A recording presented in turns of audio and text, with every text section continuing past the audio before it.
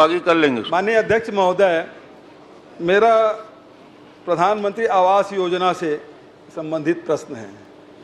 तो ये वो विज्ञापन में जो लगा हुआ है 18 लाख आवास, उससे बाहर है कि उसी में से है ये?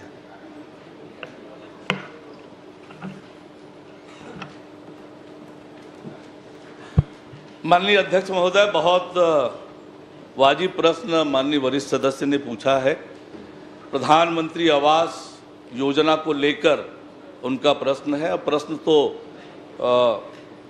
जो पूछा है उसका विस्तार से उत्तर, बहुत विस्तार से उत्तर। माननीय अध्यक्ष महोदय, मैंने तो ये पूछा है जो विज्ञापनों में जो लगा है 18 लाख आवास, उसके भीतर ही है ये शहरी आवास कि उसके बाहर है? हाँ या नाम उत्तर दे दीजिए, उसमें बहुत विस्तार से देने की जरूरत नहीं है। ये है या नहीं है, बस इतना ही।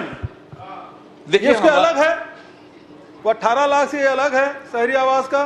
जो विज्ञापनों में लगा 18 लाख आवास, ये उससे अलग है कि उसके भीतर है? उसके भीतर ही है। और प्रधानमंत्री आवास योजना के लिए, जैसे सभी को पता है कि पूर्व में ये योजना दिसंबर 2024 तक के लिए अवधि थी, और अभी 10 जून को जब केंद्रीय कैबिनेट की बैठक हुई, 3 करोड़ प्रधानमंत्री आवास की स्वीकृति कैबिनेट ने दी है। मैं आपसे माननीय अध्यक्ष महोदय, आपके माध्यम से पूरे प्रदेश की जनता को बताना चाहता हूं, पिछले अध्यक्ष महोदय, मैं इतना इस बात से नहीं चाह रहा था। मैं तो पूछा कि 18 लाख के आवास के अंतर्गत है कि बाहर है, उसका उत्तर आ गया है। बता दीजिए माननीय अध्यक्ष महोदय। मेरा क्योंकि छोटे छोटे 2-3 प्रश्न हैं, गरीब लोगों का मामला है। माननीय अध्यक्ष महोदय, मैं आपसे छोटे छोटे प्रश्न, बहुत विस्तार से देने की जरूरत नहीं है, छोटे आंकड़े हैं। मैं आपसे माननीय अध्यक्ष महोदय, आपके माध्यम से माननीय उप मुख्यमंत्री जी से जानना चाहता हूं कि अभी तक के शहरी क्षेत्रों में कितने डीपीआर बन के भारत सरकार को भेजा गया, आंकड़े बता दीजिए, और उसकी कितनी स्वीकृति आई है? भारत सरकार के पास पूर्ववर्ती सरकार के 19,906 आवासों की स्वीकृति के लिए लंबित है, और अब नई दिशा निर्देश की प्रतीक्षा हो रही है। जो 3 करोड़ आवास नए स्वीकृत हुए हैं, उसके अनुरूप वो छत्तीसगढ़ के लिए नहीं है आदरणीय। मैं तो छत्तीसगढ़ के, मैं 3 करोड़ के लिए बाहर नहीं जा रहा। नहीं, मुंबई के लिए 19,906 आवासों का डीपीआर भारत सरकार के पास स्वीकृति के लिए लंबित है। माननीय केंद्रीय मंत्री जी से जाकर मिलकर इसे स्वीकृति के लिए हमने आग्रह किया है। उच्च स्तर पर भी लगातार इसके प्रयास हो रहे हैं। हम उम्मीद करते हैं कि उसके अनुरूप होगा। जहां तक पिछले 6 महीनों में हमारी सरकार ने प्रधानमंत्री आवास के लिए जो राशि जारी की है, उसकी जानकारी भी आपने चाहिए है। मैं वो प्रश्न नहीं पूछ रहा हूँ, मैं वो प्रश्न नहीं पूछा, मुझे अतिरिक्त उत्तर नहीं चाहिए। मैंने तो इतना पूछा है कि आपने डीपीआर भेजा, 19,000 के आंकड़े आपने बता दिए, यहाँ से भेजा गया, लेकिन वहाँ से स्वीकृति कितनी आई? आपने कहा कि पिछले सरकार ने भेजा था, 8 महीने आपकी सरकार को होने जा रहे हैं, आप उसमें भारत सरकार ने कितनी स्वीकृति की? नंबर, हाँ कितना किया है, नहीं किया, बस इतना उत्तर चाहिए मुझे। फिर मैं दूसरा प्रश्न करूंगा। वो उत्तर स्पष्ट रूप से दिया है कि दिसंबर 2024 तक की योजना थी। अभी जनवरी 2024 के बाद नए प्रधानमंत्री आवास की स्वीकृति, नए प्रधानमंत्री आवास शहरी की स्वीकृति प्राप्त नहीं हुई है। पर इस भी बस इतना ही चाहता हूं, नहीं हुई। मतलब 8 महीने में, 7 महीने में आपने एक भी शहरी आवास स्वीकृत नहीं किया। मेरा दूसरा प्रश्न अध्यक्ष महोदय, दूसरा यह है कि कितने हमारे कच्चे मकान हैं शहरों में, उसके डीपीआर बनाएंगे क्या, उसके लिए क्या योजना है? दूसरी बात उसमें कि उसको पट्टा देने की प्रक्रिया शुरू हो गई थी, पट्टा अभी भी लंबित है। तो क्या जो कच्चे मकान हैं उसके डीपीआर बना के भारत सरकार से अनुमति के लिए भेजेंगे, या अनुमति उसमें मिलेगी कि नहीं मिलेगी, योजना में है या नहीं? केवल इतना आपसे पूछना चाहता हूं।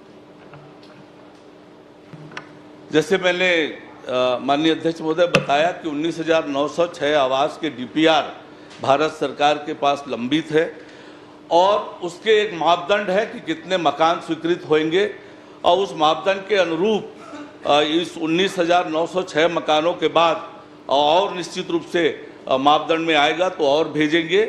मैं जो जानकारी आपके माध्यम से प्रदेश की जनता को बताना चाहता हूं कि पिछले माननीय अध्यक्ष महोदय, मेरा प्रश्न नहीं आया, मैं तो आपसे पॉइंटेड पूछ रहा हूँ। उप मुख्यमंत्री जी, समय और भी प्रश्न आएंगे और इसलिए केवल इतना कर रहा हूँ, कच्चे जो मकान हैं क्या उसको पट्टा देंगे, क्या उसकी डीपीआर बनेगी या नहीं बनेगी, या बनाने की योजना है तो कब तक बनाएंगे?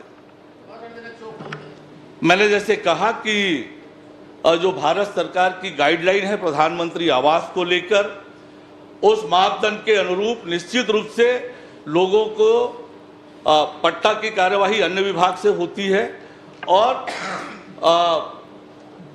डीपीआर बनाएंगे, मापदंड में आएगा तो जितने अधिक से अधिक लोगों को प्रधानमंत्री आवास मिल सकता है। मतलब आपको ये पता नहीं है कि कच्चे मकान के आपको डीपीआर बनाना है नहीं बनाना है, क्योंकि आपने कहा भारत सरकार की जो गाइडलाइन है, आपने वेग में उत्तर दे दिया।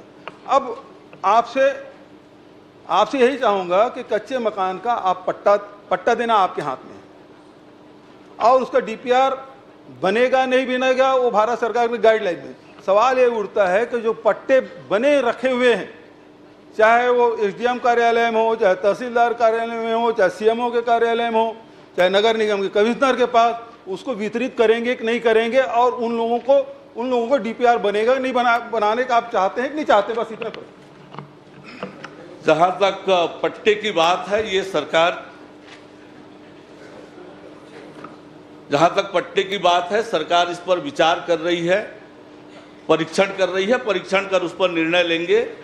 प्रधानमंत्री आवास में जो भूमि स्वामी होता है वही प्रधानमंत्री आवास का हितग्राही होता है। तो इसके अनुरूप उस पर सरकार विचाराधीन है, सरकार के पास, सरकार विचार कर रही है, परीक्षण कर रही है। आपकी नीति अभी अस्पष्ट है।